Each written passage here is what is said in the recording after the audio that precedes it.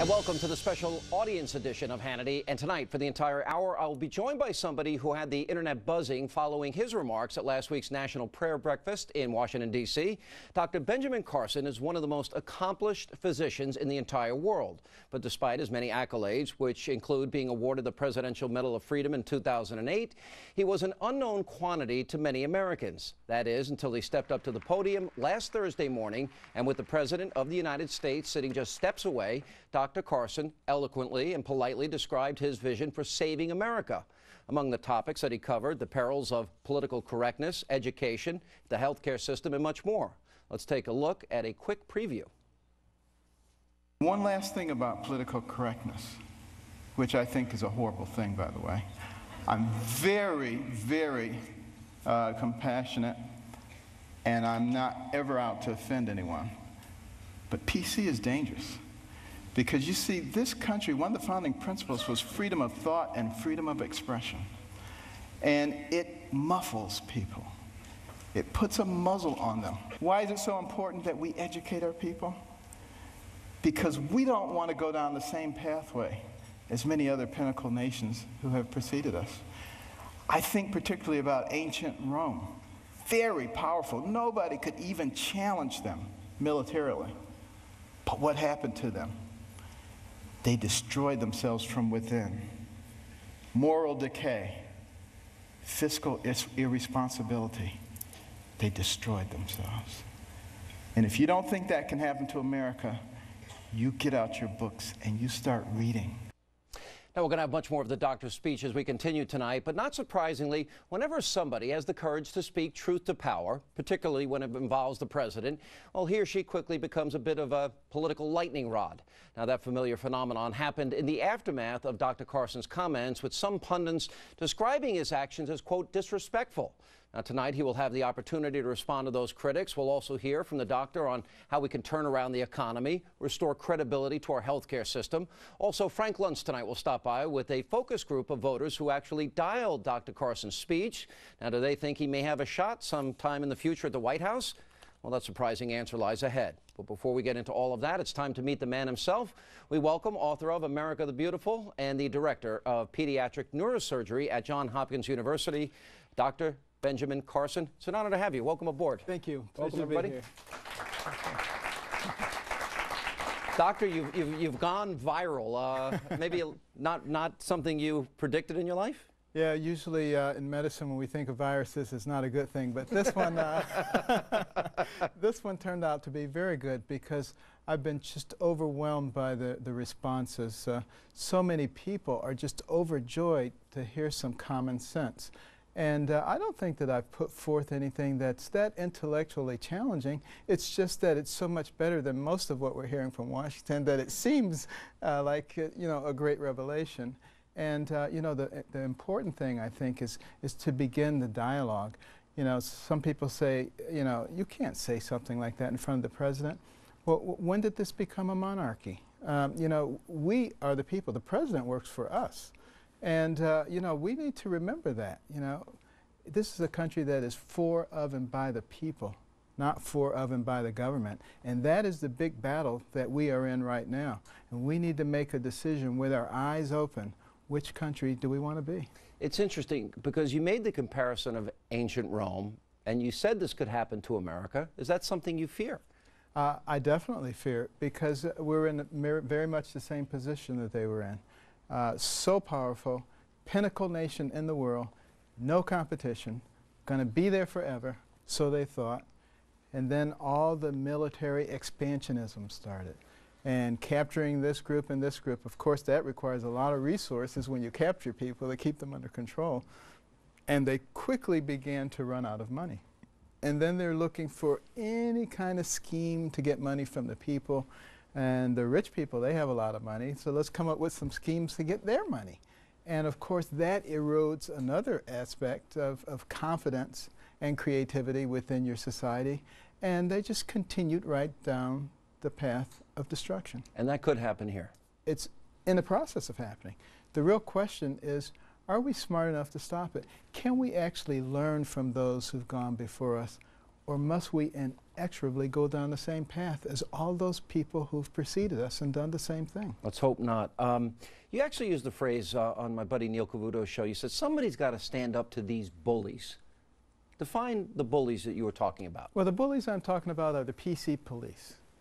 And, you know, they come in many shapes and forms. Certainly a lot of them in your business. I'm very well aware of them, yes. The media who try to define what you're supposed to think. And unfortunately, I think it's the very thing that our founders were talking about when they said it's so important, and our system of government is based upon a well-informed populace, because if they're not well-informed, they are very easy to manipulate. And all you have to do is look at some of those Jay Leno segments where they go up man on the street. Jaywalking. Yeah. My favorite segment.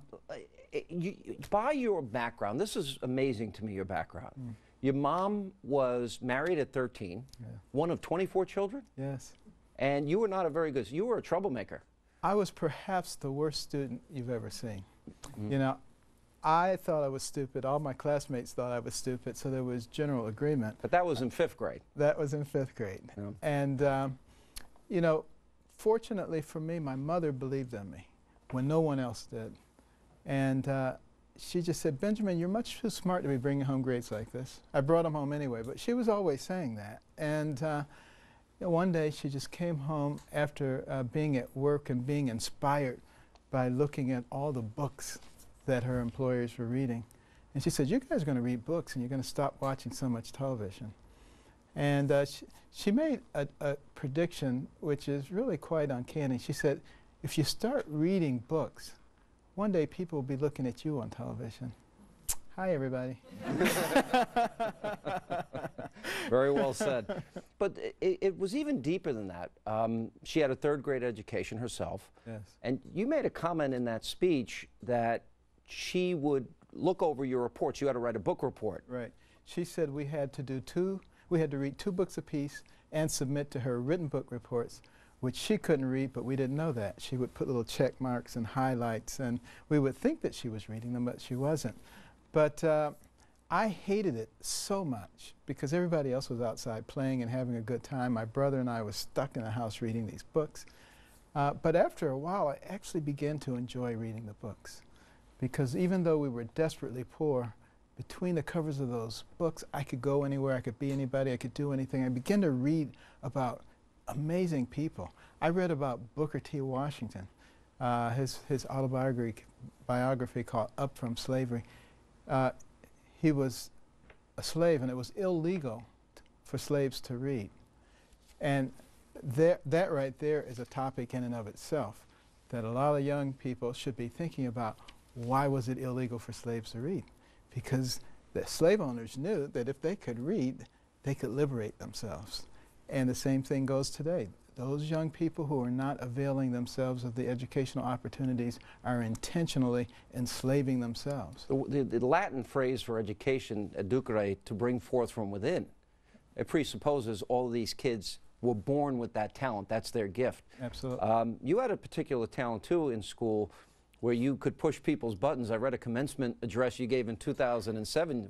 That was a particularly good talent of yours. It was. You know, I would study my classmates to figure out what made them really, really angry, because, you know, they were always calling me dummy, so this is the way I would get back at them. And I would figure out what made them angry, and I would just irritate them until they were about to explode. But I would never push the last button until we were in the classroom and the teacher was nearby.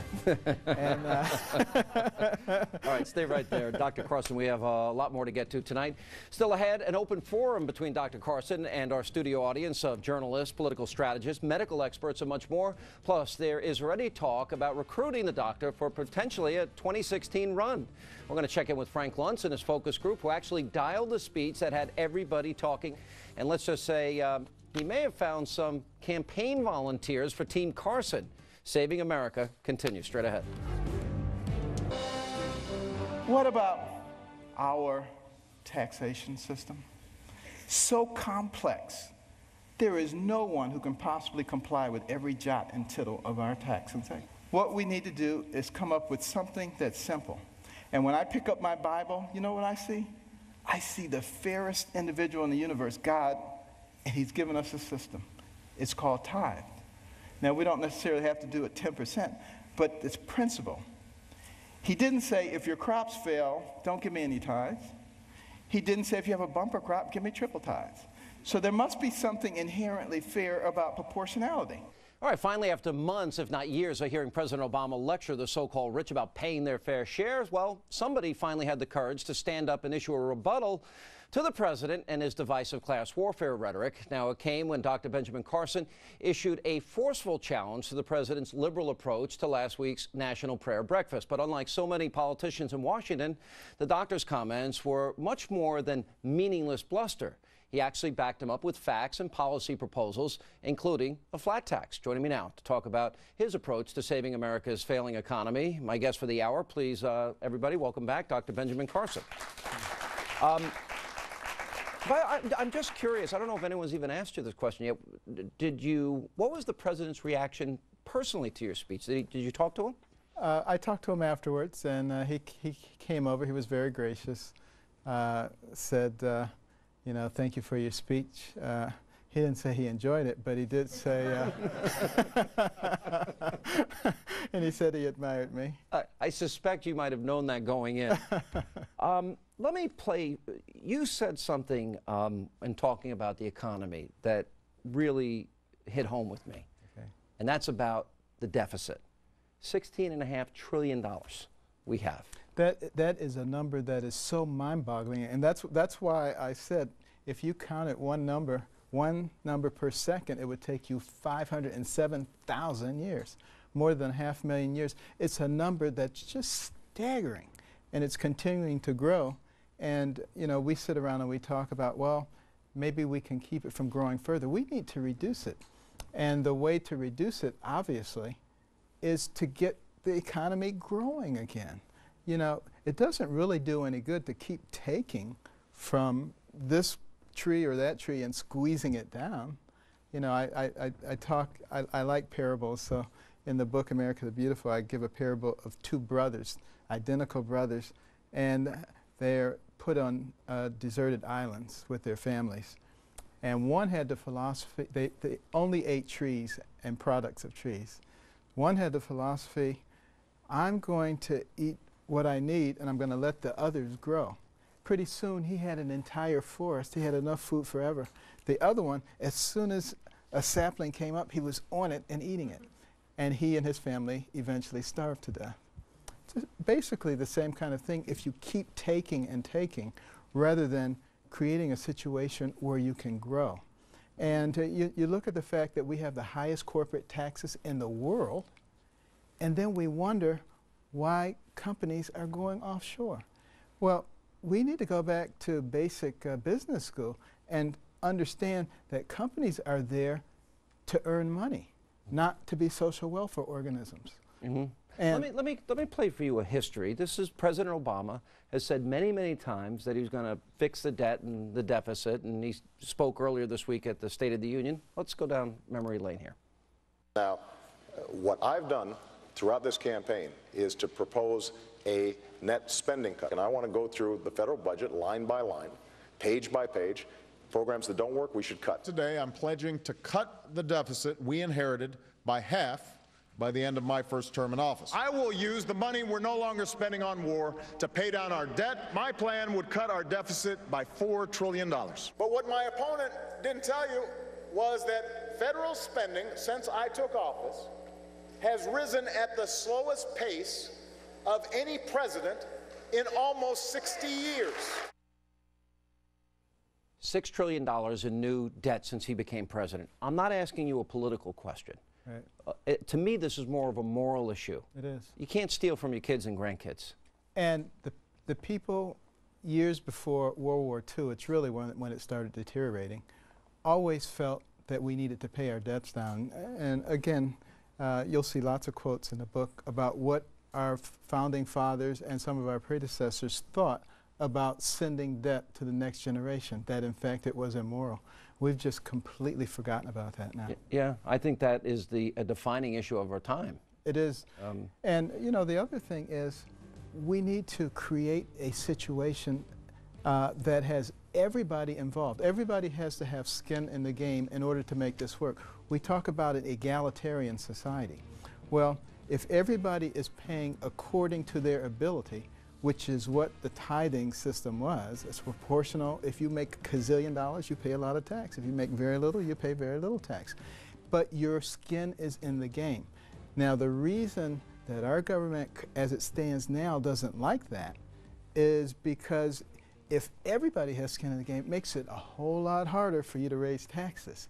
And now you got to be accountable to everybody, and you can't just make 1% or 2% or 5% mad. We're going to take a break. We'll come back, and when we come back, Dr. Carson will share with us his prescription for curing America's failing healthcare system. And then Ben Carson for president? Well, that was the headline of a recent Wall Street Journal editorial. So are politics in the doctor's future?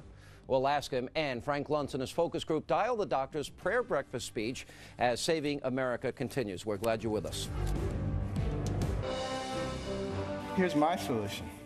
When the person is born, give them a birth certificate, an electronic medical record, and a health savings account, to which money can be contributed pre-tax from the time you're born to the time you die. When you die, you can pass it on to your family members so that when you're 85 years old and you got 6 diseases, you're not trying to spend up everything. You're happy to pass it on, and there's nobody talking about death panels.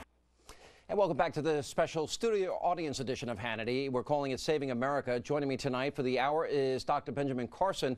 Now, ever since his remarks at the National Prayer Breakfast, he has quickly become one of the leading voices against government-run health care. But again, unlike so many of our elected representatives in Washington, he isn't simply just complaining. He's offering real, reasonable answers to help fix the problem. And we welcome back Dr. Carson. And again, thanks for being here. Absolutely. You gave a speech, a commencement speech in 2007, and you used a great analogy about if you give people their own accounts, and you used food stamps as an analogy. Right. And you said people don't buy a porterhouse on day one. Right, exactly, because you know, there are some government programs that do work, and food stamps do save people's lives. I think probably it's been abused a little bit and gone beyond that point now, but it serves as a good model because when people get their monthly allocation, they don't go out and buy porterhouse steak the first 5 days and starve the rest of the month. They learn how to allocate.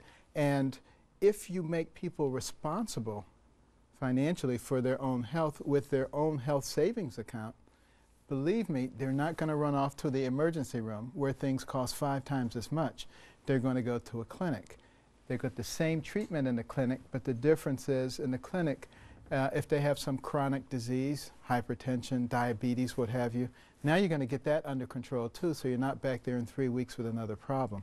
So it begins to make a great deal of difference. Also, with the health savings account, you are going to develop a relationship with that healthcare provider. It's not this big nebulous third party.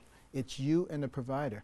And you're not going to allow that provider to say you need 5 CT scans when you only need 1, nor is he going to suggest that because he knows that's coming directly out of your HSA. And it's going to bring medicine more into the free market because people are now going to be competing. And this is the way it should be.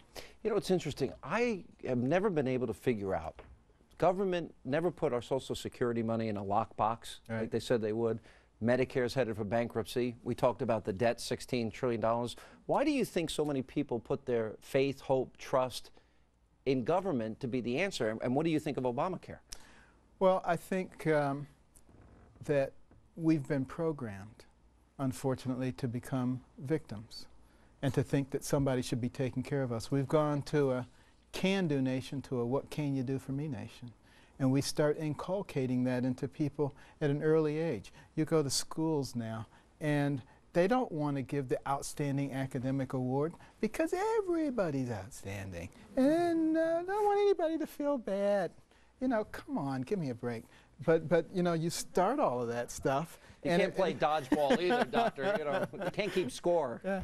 So it perpetuates itself throughout their lives. And all of a sudden you wind up with a bunch of people who want to occupy everything because, you know, it's theirs anyway. You didn't deserve that. It should be mine. Doesn't that go back to a lesson that you say your mother taught you about you control your destiny? Absolutely. And these health savings accounts? And you even said people that are poor and indigent, Right. that there would be a way to help them. Right, because the government is already spending enormous amounts of money on healthcare dollars on indigent people. Taking not all of that money, only a portion of it, but divvying it up into people's HSAs, over which they now have some control, would make a huge difference. Now, will it be necessary to do some fine-tuning, and will it be necessary to create some encouragements for people who are not indigent to put money into their HSAs, to encourage their employers to put money into their HSAs? Yes, but these are all things that we can work out. What we need to do is get out of the framework of, as soon as somebody's saying something, say, no, no, no, that can't work, that's why I can't, and say, you know, yeah, that can work, and here's how it can work. And if we begin to put our minds together and understand the concept that we're aiming at, and that is bringing some personal responsibility into the healthcare arena, we can solve that problem. We got to get over the ideology. If we strain everything through an ideological screen, we will never make any progress. Let me ask you, how many people in our audience, if I can get an audience shot, think that if the Republicans articulated what Dr. Carson is saying, you're laughing. How many of you think Obamacare maybe wouldn't have passed? Show of hands. Yeah. So there's a failure on the political opposition side of that debate too then. And I don't know why that is. I don't know either. I'm not sure why they're not coming up with the right kinds of answers here. Well, that dovetails perfectly into our next segment about your potential political future. When we come back, Carson 2016 has a nice ring to it, but are politics in the doctor's future? I'll ask him. Plus, Frank Luntz and his focus group, they dialed Dr. Carson's prayer breakfast remarks, and wait till you see what caused the dials to go through the roof across party lines. All of that and more as our special studio audience edition of Hannity rolls on. Welcome back to the studio audience edition of Hannity, and tonight we are focusing on saving America with a very special guest, Dr. Benjamin Carson. Now, he is the director of pediatric neurosurgery at Johns Hopkins University. Now, his remarks at last week's National Prayer Breakfast not only set the blogosphere on fire, it also resulted in many asking him to consider a run for elected office. Now, that includes the Wall Street Journal editorial board, which recently published a column that was titled, quote, Ben Carson for President. Now, in just a moment, I'll ask him if he has any plans to pursue a career in politics. But first, pollster Frank Luntz recently convened a focus group of California voters and asked them to watch and dial the doctor's popular speech. Let's take a look at this. Sean, the words of Benjamin Carson have really struck a chord with a lot of Americans. We're here in Los Angeles with a group of swing voters, and we want to know what they think of his language. But before we go to them, let's go to a clip that dialed particularly well. Remember, the red line represents swing Republicans, the green line swing Democrats. On the deficit and debt, man, does this guy score well. Our deficit is a big problem. Think about it. And our national debt, $16.5 trillion. You think that's not a lot of money? Tell you what, count one number per second, which you can't even do because once you get to 1,000, it'll take you longer than a second. But one number per second. You know how long it would take you to count the 16 trillion? 507,000 years. More than 500,000 years to get there. We have to deal with this. Clearly that language connected. Now tell me, Dr. Carson, what was so powerful? Give me a word or phrase to describe him. Passionate. Articulate. Sincere. Bold and real. Analytical. Self-reliant. Truthful. Sincere. Believable. Provocative. Is this the kind of guy that you want to see in politics? Is this the kind of guy, why yes? He's a guy he speaks his mind, and he's very open-minded and why yes? passionate. He speaks for positions, I think, basically. I liked his sense of fairness. I felt he was very fair in what he was saying. What is it about him that cut across partisan lines? You never see that in politics these days. He seemed to care. He seemed to genuinely care about what he was talking about. To me, he was just like me. He was just a regular, ordinary person. Do you think that he was too aggressive? The president was there. Some people thought that it was inappropriate for him to say what he said. You're nodding your head no. You think it was appropriate? I think it was appropriate because you have to hit on the topics that people want to talk about, and we can't keep candy coating everything. So. And this is our country. What does that mean? It belongs to all of us, not just to the people in Washington. All of us. Do you think that people in Washington listen to you? No. Do you think he listens to you? Yes. He being? Dr. Carson. Yes. So there's a language there. Keep going. And like you said, it's un-American to bite your tongue, to hold back and not say what you think. You guys agree with that? Yes. Yes. It's a good way to get out of the segment. Sean, there aren't many people right now who have the language to connect to the American people, whether it's American values, as you speak of, or common sense, as she spoke of. But there's something about the doctor's message and delivery that really does connect across partisan lines. Very impressive. Back to you. All right, sounds like Frank may have found some, well, Carson campaign volunteers and still with us to talk about the possibility of a career in politics. The man himself, Dr. Benjamin Carson. Just a quick poll. How many of you would like to see Dr. Carson run? Wow. Okay, that's everybody. What do you make of that? Well, I've always said that the only way I would go into politics is if God grabbed me by the collar and stuck me there.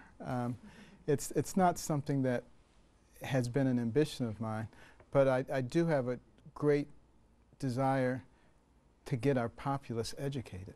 Because if we get our populace educated, they will be able to decipher the truth from what's false. And if we don't start doing that, we're going to go down the same path as all the pinnacle nations that preceded us. You have said, and I've read a lot of speeches now that you have given, and in commencement speeches and elsewhere, and even I think you mentioned in this speech, that doctors played a very pivotal role in terms of our founding and our framers, yes. And you want to see doctors more involved in politics. I do, because doctors and scientists learn to make decisions based on facts. They use empirical data as opposed to ideologues who don't really have any facts to make their decisions on. Can I ask, you retire in June. Yes. I'm even hesitant to ask you this, but I think I have to because it's on the table. Do you consider, are you aligned with a party? Would you want to answer who you voted for president? I'm independent. Okay. And, I tend to align myself closer with parties that are doing things or advocating things that would be good for the country. And that should tell you who I voted for. I won't go any further than that. Okay. I'll take anyone want to take any bets? But all right. All right. When we come back, we're going to have a lot of fun. We're going to open all this up to our studio audience of political strategists, journalists, medical experts, much more, as they, along with Dr. Carson, they offer up their solutions for helping to save America, whether it's the economy, health care, all issues on the table. Our studio audience, they'll join the discussion next. Welcome back to the special studio audience edition of Hannity, and Dr. Benjamin Carson is with us. All right, you ready to take our audience questions? Absolutely. All right, let's start over here. Jason. I wanted you to ask you about kids growing up in circumstances that you grew up in today, in the ghetto in particular. Yes. What's missing? Are there not enough adults with that sort of mindset? Is it a leadership failure? Is it a breakdown of the family? What's the problem? Combination of the things that you mentioned. There's a great family breakdown. For instance, when you look at the African American community, 70% of the babies are born out of wedlock. Now, you're not supposed to talk about that because all family situations are supposed to be equal these days, right? But they're not equal. That father is very much needed, and producing the right kinds of role models for the children and giving them a value system. Because if you don't provide them with a value system at home, they're going to find it somewhere else, and it may not be a good value system. So you combine that with the fact that when they go to school, in many cases, they're surrounded by a bunch of politically correct people who begin to indoctrinate them in something other than the can-do attitude, and we got a problem. Dr. Siegel? You know, Dr. Carson, I'm not surprised that a doctor like you, who's a top pediatric neurosurgeon, who literally has the brains of children in his hands, personal responsibility would be your first and foremost idea. And taking that theme further, I wonder, you started talking about health savings accounts and skin in the game. How do you feel about this idea that if patients knew what they were buying, knew what they were getting, how much a CAT scan cost, how much an MRI cost? Instead, we have a system where all of this feeds together with physicians who are afraid of malpractice, afraid of being sued. So many tests are ordered unnecessarily. Yes. On the patient side, they don't know what they're getting. On the doctor side, they're afraid of not ordering it. What do you have to say about that? Well, first of all, I would say that you look at all the countries in the world, we're the ones who have the big problem with malpractice. So what is it that's here that isn't everywhere else? The Trial Lawyers Association. Okay, special interest groups. Anything in our society almost that comes out of Washington that doesn't make sense is attached to a special interest group. They've become, as I alluded to in the speech, the fourth branch of government. Until we deal with that, we're going to keep doing things that don't make sense. Deneen? Well, Dr. Carson, I want to thank you for your leadership. But you do know that the black liberal establishment is not going to be happy with you. And I'm talking about the community activists, some of the pastors, some of the politicians and the black media, because it's your story of success that they don't want communicated to the black community because they thrive on talking about blacks are victims and need special treatment. So I want to thank you for all you do and for your leadership, because we need more leaders such as yourself to communicate the story that America really is an exceptional country. Absolutely, thank you. And I've heard from a lot of black leaders, actually, since this time, who are very thrilled with what I'm saying. I'm sure there are some that are not, but people are starting to think for themselves, and this is what I really enjoy. Black people, white people, brown people, yellow people, think for yourself. Don't be a puppet. Celia? So the Government Accountability Office came out with their year-end fiscal report back in January, and they said that we need to start running surpluses of 1% over the next century just to keep the same debt to GDP ratio we have today. Right. The Senate can't even budget or process a budget in the Senate right now. How do we shift the narrative to start talking about surpluses? Well, you know, I think we would get surpluses almost immediately if we changed our policies. If we took away a lot of the burdensome regulations, if we dropped the tax rates, you would see money flooding back into this place if we just gave people the kinds of incentives that they used to have. And you look what happened in this country when we didn't have an oppressive government and when we did encourage entrepreneurship. We just skyrocketed. It's all pent up right now, ready to go. Look at all the money that's on Wall Street. That money would be invested immediately if people felt that there wasn't some nefarious government out there trying to figure out how to get their money. And by the way, the money wouldn't be in the Caymans, which you mentioned in your speech. And also if we would drill. Yes. Drilling, natural gas, whether Saudi Arabia. I mean, you look at North and South Dakota, Montana, you look at all that shale up there. Oh, it's crazy. I mean, we could just blow Saudi Arabia off the map economically. Yeah, I love not being PC. Jeff Lord. Doctor, I'm taking care of my 93-year-old mom, and so we have a few doctors in our life. And one of them left his practice not long ago for something called a concierge practice. Another is very concerned about his practice and its continuance and his role in his own practice. Can you talk a little bit about how this Obamacare is affecting doctors in the medical community? Yes. Well, first of all, recognize that you have to go back and look at this historically. When Medicare, Medicaid first came along, you know, doctors who took care of those patients knew that they weren't going to make any money, but they were okay with it because the insurance companies at that time did have to pay for the ones who did have insurance. And just about every doctor, Dr. Siegel can tell you, had a percentage of their practice that was indigent, and they didn't care. We've always taken care of those patients. But now, because the margins are so narrow, because the insurance companies can do what they want to do, they're not capable of doing that anymore. And, you know, I do think we need some insurance reform also, because when you stop and you think about it, one of the major pillars of our medical system are insurance companies that make money by denying people care. We need to deal with that situation because that's an inherent conflict of interest. And I'm sure if we sit down and put our heads to it, we can figure out a way that they can make an adequate profit and people can still be taken care of. But remember, when we go to the HSA situation, the insurance companies will have a very different role. because they will just be doing bridge insurance, and we also will have a way of taking care of catastrophic insurance. All right, we're going to take a break. We'll come back more with our studio audience and Dr. Carson on the special edition of Hannity. And welcome back to the special audience edition of Hannity, and Dr. Ben Carson is with us, and we're taking questions. Our good friend Sandra Smith of the Fox Business Network. Lightning round? Dr. Carson. Yeah, this will be the lightning round because we don't have a lot of time. Sure, and I think that one of the biggest questions after listening to you tonight, it's been an absolute pleasure, is have we gone too far? Do you think that America can come back from where we are today? Great question. I do think that. That's why I wrote the book, because I think we have what it takes to do it. We're just going to have to speak up. That's the key. Jamie? It's January 2017. You've just been inaugurated President of the United States. What would be your top legislative priorities?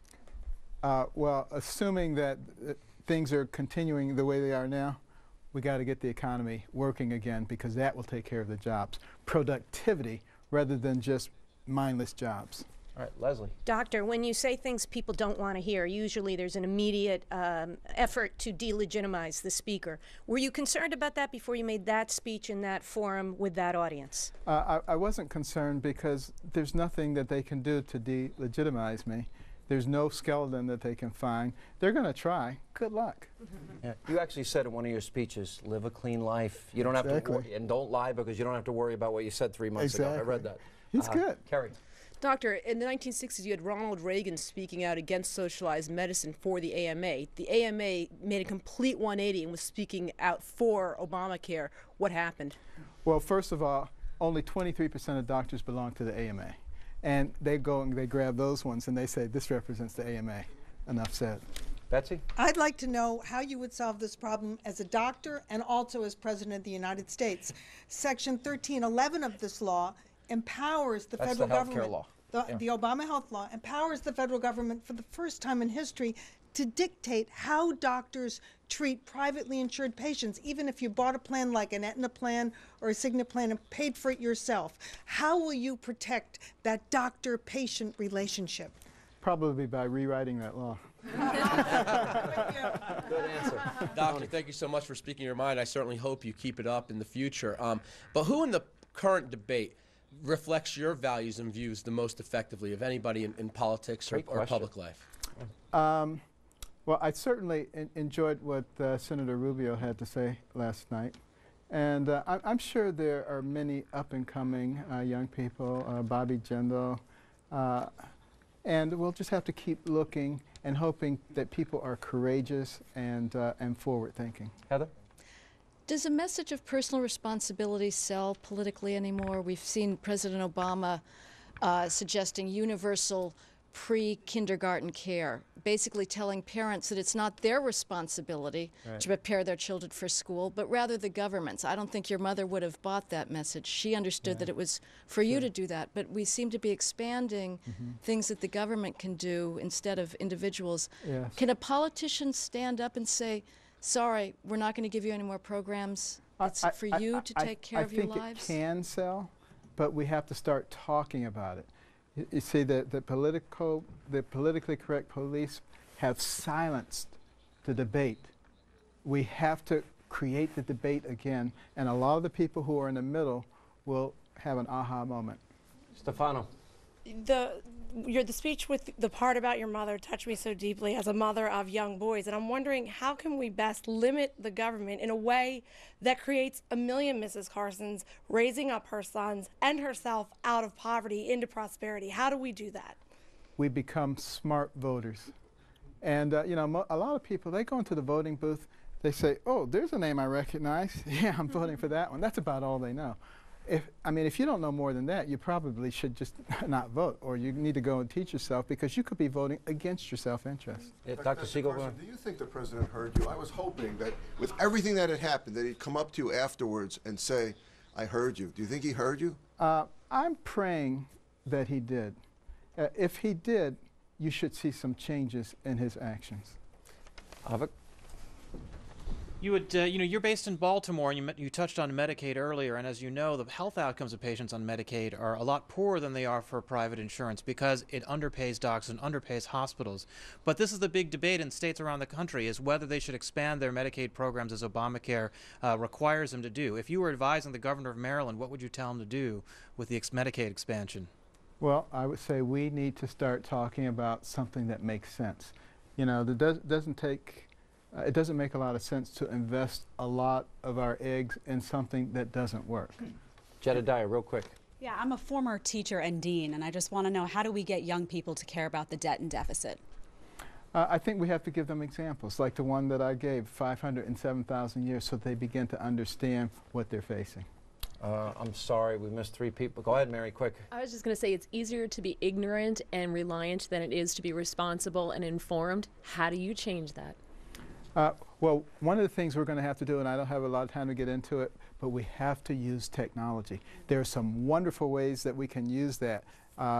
Virtual classrooms that can help us enormously. I'm working on that project with something in Baltimore right now. And you have your scholarship fund, and it's on the web at carsonscholars.org. All right. Everybody get involved. All right. Thank you very much. Thank you very much. Great honor to have you. And that is all the time we have left. As always, thank you for being with us. Let not your heart be troubled. The news continues. We'll see you back here Monday night.